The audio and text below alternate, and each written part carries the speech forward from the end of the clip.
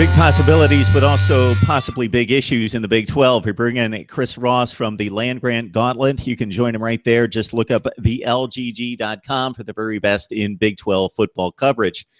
Chris, how you doing this afternoon? I'm doing fantastic.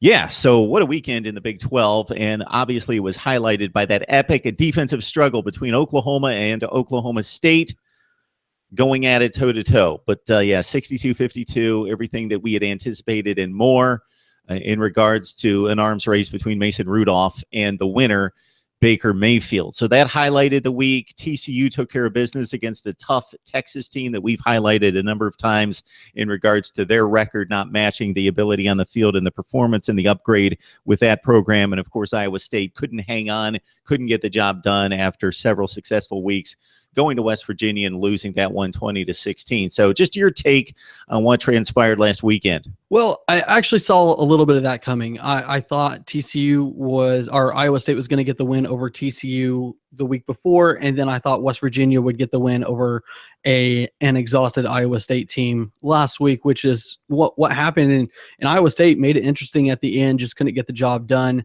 there in Morgantown. As far as Bedlam goes, that game was exhausting. I don't know if we'll ever see another game like that. It was just, there were a couple drives of defense, right? I mean, we have to give them credit there. But that was just two incredible offenses just teeing off on each other and going back at it. Oklahoma, extremely, extremely difficult to defend when you have such a versatile tight end. You have three running backs that are very capable. You have Baker Mayfield, the Heisman, who has to be the Heisman favorite at this point. And then another couple of receivers. Marquise Brown just had a coming out party with his speed, and then CeeDee Lamb is obviously extremely talented. It's just a tough offense to defend. And then on the other side, Oklahoma State's offense, number one in the country, going into the game. And then you have those receivers and Mason Rudolph and Justice Hill had a dynamic game. It was just I enjoyed the game. I like offense. I thought that was fun to watch.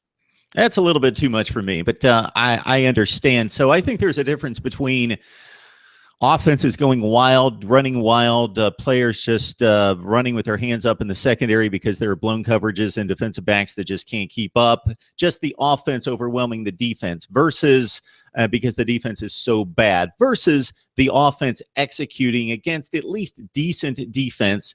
Quarterbacks making throws in tight windows, receivers having to high point the football against good defensive coverage, those things where you're like, this is excellent offense just prevailing against, I'm not going to say great defense because it wouldn't be prevailing each and every time, but against decent defense. And I would lean toward that being more the case for these two teams. I think they have decent defenses. I wouldn't say that they have great defenses, but I'm sure it was a little bit of both in regards to that Oklahoma win that was pretty landmark in that series and for this particular season. Your thoughts about TCU holding serve, getting through another week and doing what they needed to do against Texas, holding them to 7 points. Yeah, I was really impressed with TCU. Now, we know Texas doesn't have an offense, especially with Ellinger, suffering some injuries there. He brought a new wrinkle to their offense, and without him, that offense is kind of dead in the water.